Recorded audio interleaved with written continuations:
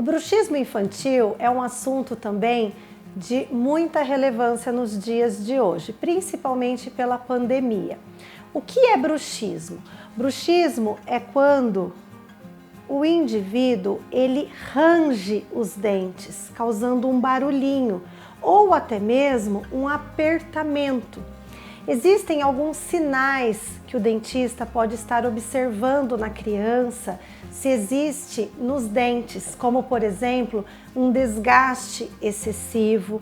Os pais também podem estar observando se escuta algum barulho. E este bruxismo, ele é apenas um sinal de que algo não está bem. O bruxismo, na verdade, ele tem que ser muito bem diagnosticado, muito bem investigado. Qual a causa do bruxismo? E dependendo desta causa é onde nós iremos realizar o tratamento.